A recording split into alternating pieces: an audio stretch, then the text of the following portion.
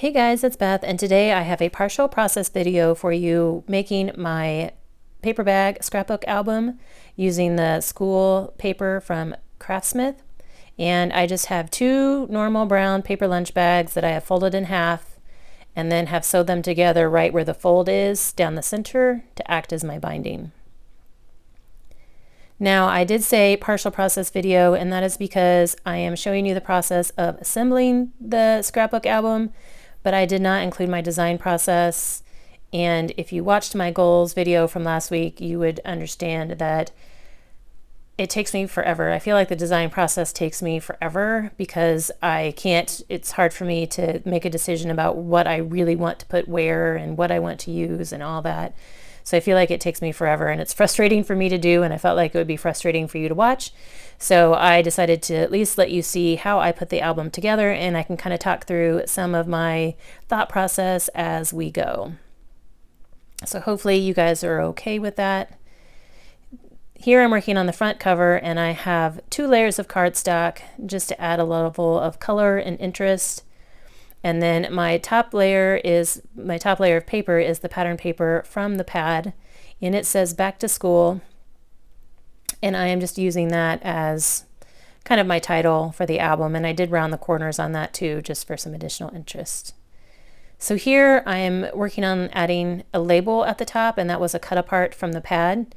And I thought having a label up there would make a good spot to personalize this album. If a customer would request personalization, I can add child's name, family name, or a school name there. Or if the customer just wanted to order it, that's something that they could always, add later themselves if they wanted to. So I am using score tape here. I have several different sizes of score tape on my table. Score tape is my my adhesive of choice, and that is because I can work quicker with it. I don't have to allow for dry time, and it holds nice and strong. And it is fairly inexpensive, especially when you compare it to ATG. It's probably not as cost effective as wet glue, but it's really not that bad in the whole scheme of things. So here I'm adding some tear tape to those tiny stars, and with what I just said about wet glue, you will see me use a little bit of wet glue in this album. Like in a second, I'm going to add some wet glue to the tips of those stars because this is the cover of the album, and I want to make sure that all the points of those stars stay adhered to the cover so they don't start to peel up. So here I'm going to be using my Tombow Mono glue. Like I said, just on the tips I have the score tape on the bulk of the star, and then I'm just using the wet glue on a little bit of the tips.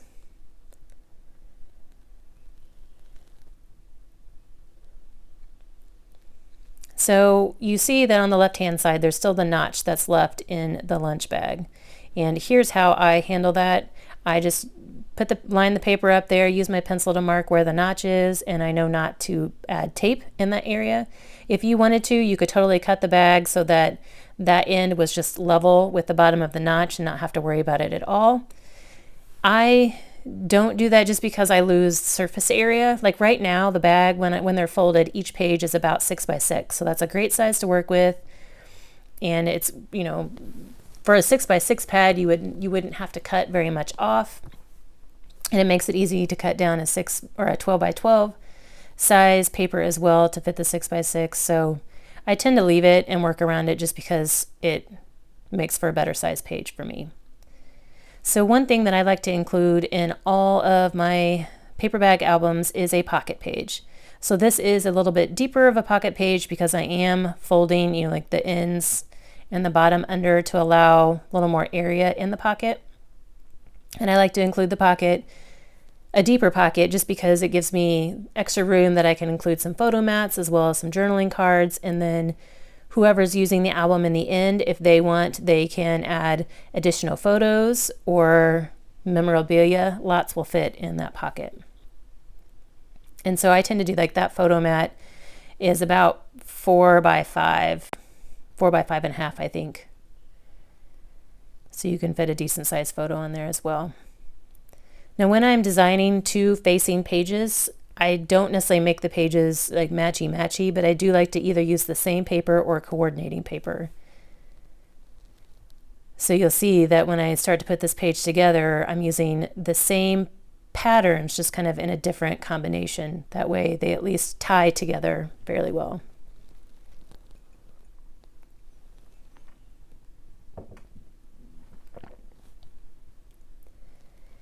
Do any of you make paper bag albums? If so, let me know in the comments below how you lay yours out. Like I said, some people cut the ends of their bags off. Some people like to fold them in different spots to make longer pages. Some don't even fold them at all. They use chipboard binding and then just use the paper bags as the pages. So, and maybe you have a different method. If so, I would just love to know how you use paper bags for your albums, because we all have our own ways.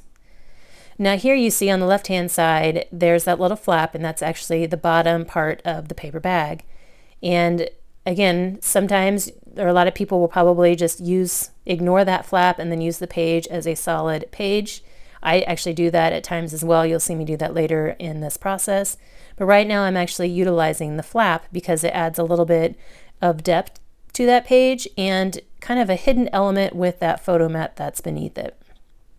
So a lot of times I will use the area underneath the flap, like where that red cardstock is, that is my photo mat. And then on top of the flap, I will do like the pattern paper or a space for journaling or embellishments. And I actually have used it. It's also the perfect size if you wanted to do like a little waterfall for 2.5 by 3.5 size pictures, like the school size pictures or the wallet size pictures, I guess. That will fit there as well. So in this case, I'm using the flap for journaling and embellishments, and then the red cardstock underneath the flap will be kind of my semi-hidden photo mat. And like I said, it just adds depth because multiple layers make it a little more interesting.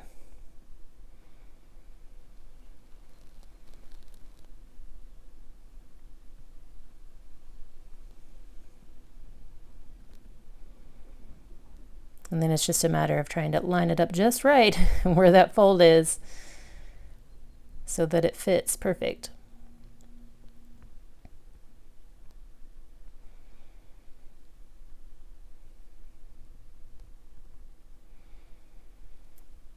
So like I said, I'm using this for kind of embellishment and journaling. I'm taking that little square cut apart and I'm going to add tape on both sides and the bottom, but I'm going to leave the middle and the top unadhered. And then I have a little tag that I'm going to tuck behind it. So it's kind of like a little hidden tag journaling, hidden journaling tag pocket. So again, just a little bit additional interest there.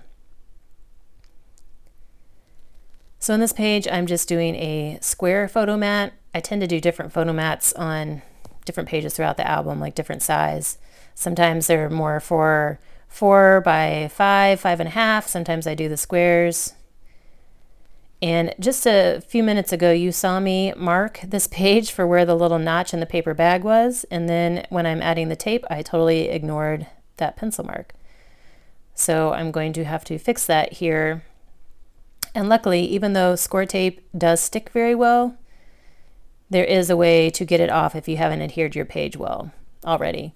So you can see I'm rubbing, and I'm rubbing up off the edge of the page, and that's actually removing that portion of the tape. So I just removed a small section of that strip and then smoothed down the edges on either end and then taped around it, and we're good to go. I was able to salvage that. So at least you get to see how to fix a mistake if you make it just like I do, which I tend to make a lot of mistakes, but I just get in a rhythm sometimes and don't always pay attention.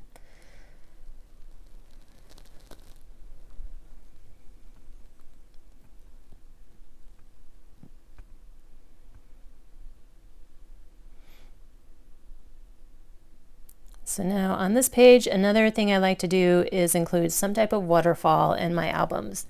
And depending on the theme of the album, that kind of helps me decide what type or how many levels to the waterfall. So like in this case, I'm just doing a single layer waterfall, like you lift one flap and that's it.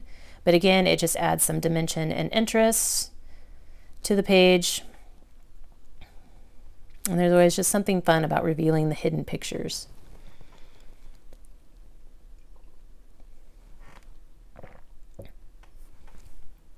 And there are spots for 3 pictures on this particular little booklet or waterfall element, but I am only going to do a photo mat on the top one since that's what's visible.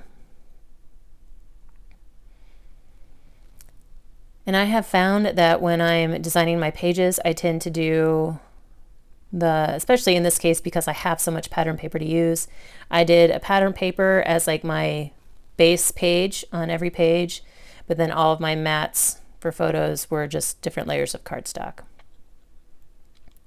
So now here, this is another one of those pages that has that bottom flap, and I actually used my ATG to glue it down, and I'm going to use it as a flat page this time. And I just use my ATG on there just to hold it in place, make sure it stays glued down and stays a little bit flatter, makes it easier to use. Now on this page also, I am making a diagonal pocket page, and this is not a dimensional pocket, so it's not very deep, but it is another fun little pocket element. So basically I took a 6x6 piece of that ruler paper and cut it in half diagonally, and then when I glued it down, I just glued it down on the 2 outer edges and left the middle open. So it's just deep enough that I can put one photo mat and maybe a journaling card in there. And in this case, I used my silhouette to cut some white cardstock down into a photo mat that looks like a spiral bound notebook page. So here I'm doing just some basic embellishments on this page, these 2 pages, with some of those labels from the pad. And I like those labels because they gave me a good place or a good element to add some journaling spots.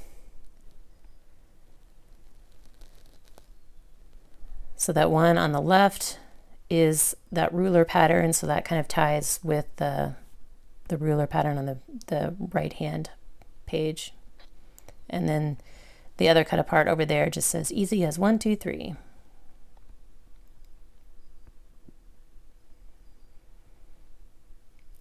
And then I realized I needed to tuck in that little card mat and my journaling card.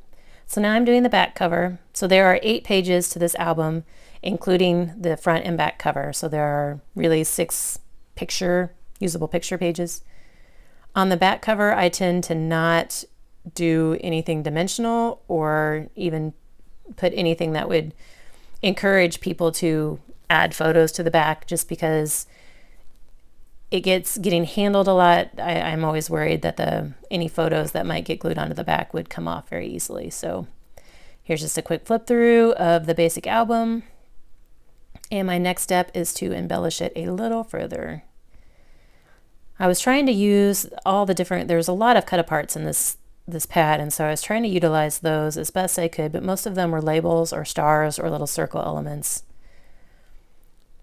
And of all the stickers that I had pulled out to use, all of my school theme stickers that I had pulled out to use with this pad, like I used one of those Paper Studio cardstock stickers, but otherwise I used really only my Sticko puffy stickers because the colors of everything else didn't really match very well. So I found myself keep using the Sticko, their EK Success Sticko puffy stickers. With the back to school theme. The colors on those just seem to match better. So there I just layered one of those Paper Studio stickers onto a little label from the pad on the left, and then on the right I am again using a little label cut apart and wanted to add, it's got a star on that right hand side, and so I wanted to add a few more of the star cut aparts just to give it a little bit more dimension. So that's just trying to figure out how to lay those out.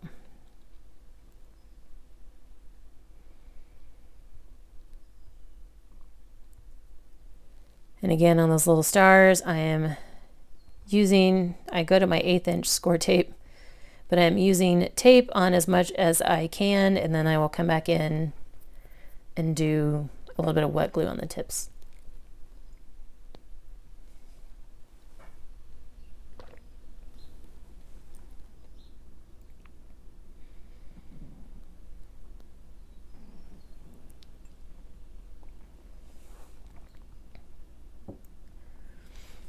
The amount of embellishments that I tend to use on an album, it's kind of determined by the paper that I use. Like in this case, the paper was very bold patterns, bright colors.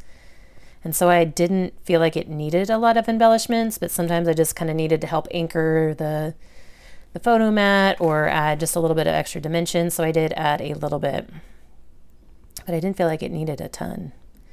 So in this particular page, like if you're looking at the page on the right there, I added that little 8+ circle element down there on the bottom right of the photo mat, which was a cut apart from the pad, and couldn't find anything I liked to use on the top, so I decided to create my own matching circle element by layering one of it's like an apple sticker from that puffy sticker pad or puffy sticker pack. I layered it on some white and yellow circle punches to give it that same look as that cut apart element at the bottom, just so it kind of tied together a little better. And then also on the bottom, I added a little red star punch to pull in that red from the apple up there at the top left, just so that, like I said, they all kind of work together. And that's it for that page. So trying to figure out what I want to do on that left page, because that paper or the pencil pattern was very busy. So what I ended up doing, and it's really hard to see because they're so tiny, is I ended up using 4 little crayon stickers, 1 red and 1 purple on each side of the label. And that was really just to kind of help anchor the label down, just to give it a little something. And I know that those are stickers, but they, even with being stickers, when I put them down on the page, I could move them around very easily. So I decided to scrape that little bit of sticky off the back with my finger and then added some art glitter glue to hopefully help hold them down a little better.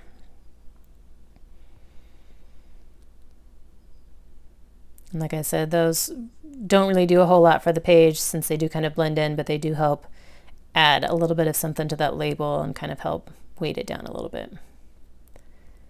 So next, all I'm doing on that right hand page is just adding that little light bulb. Again, I don't think it needs too much more because I do have the stuff in that pocket that helps embellish it as well. So that's it for the album, all the album pages themselves. But one thing I also like to do for my paper bag albums is the top of each bag is open, and so on the pages that have those open ends, I like to stick in some more photo mat inserts, so it's just additional pages that can be stuck in the ends of those bags.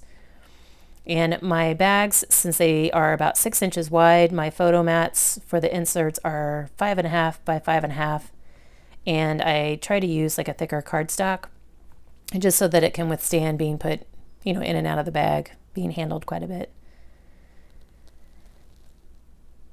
So in this case, you saw on that front part of the photo mat, I just used a pattern paper mat, and then on the back side here, I'm using a border scrap as well as another one of those labels. I'm kind of layering those together. And like leaving a little gap there at the bottom, and then had to cut off my excess because it overhung a little bit. And then I'm just gonna layer that right on top. Again, adds a little bit of a journaling spot.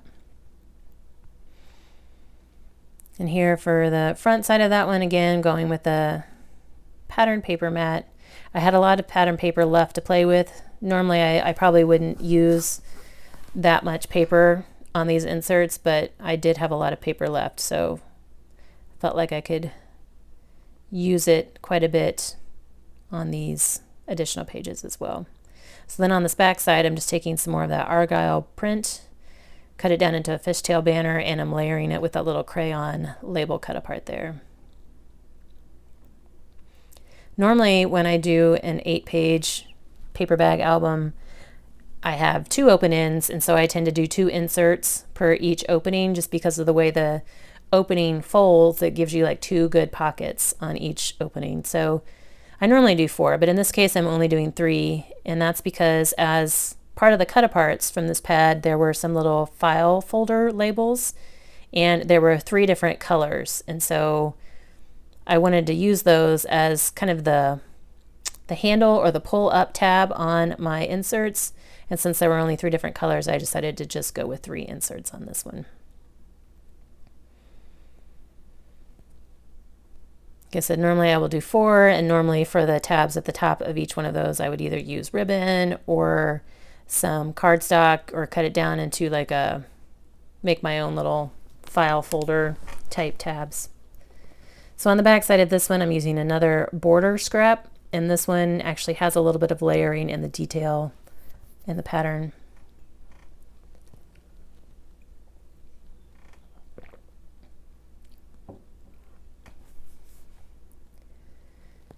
And then I just need to figure out what I want to layer that with to embellish it. So since most of the embellishments, the cut aparts, other than the labels, were little circle elements, I decided to stick with that theme. So I'm going to do another layered circle with the white and the yellow. And I'm going to again pull in those puffy stickers to embellish it. And then I felt it needed a little bit of a spot for journaling, so I just took some of that white cardstock, cut a little strip into a fishtail banner, and I will layer that underneath my circle.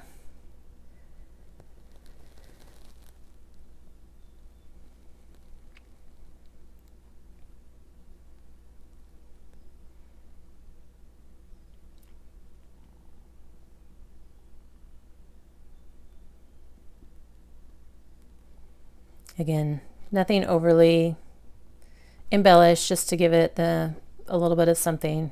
Make sure the focus is still on the pictures.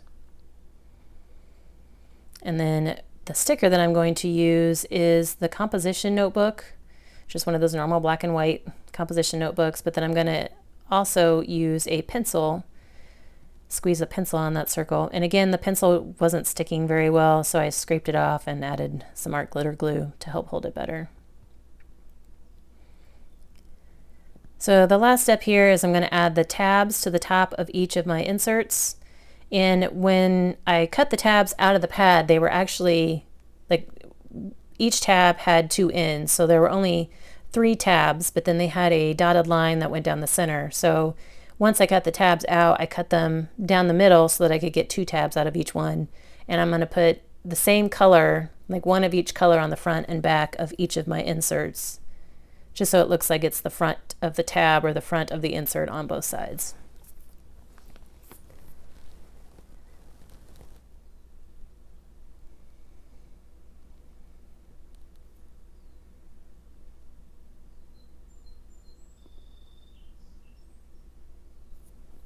So the total time that it took me to assemble this album was probably 2 hours, 15 minutes, 2.5 hours, including the actual assembly and cutting down all the paper. That doesn't include my design time, and to be honest, I don't know that I've ever tracked my actual design time, because I don't ever just get to sit down and design in one session. It's kind of here and there. But it is easier to kind of time the assembly. And so this video is actually sped up 4 times, so it just reduces the time that you guys have to watch. But here is the album. I love how it's got some interactive elements, some dimensions, some layers, and lots of places for pictures. So hopefully you guys enjoyed this video. If so, if you liked the process video, let me know in the comments, or at least give me a thumbs up so I know to make these again in the future at some point. If you have any questions on the process or anything I used in this video, please let me know that as well. Otherwise, I thank you guys so much for your time, and I hope you have a crafty rest of your week.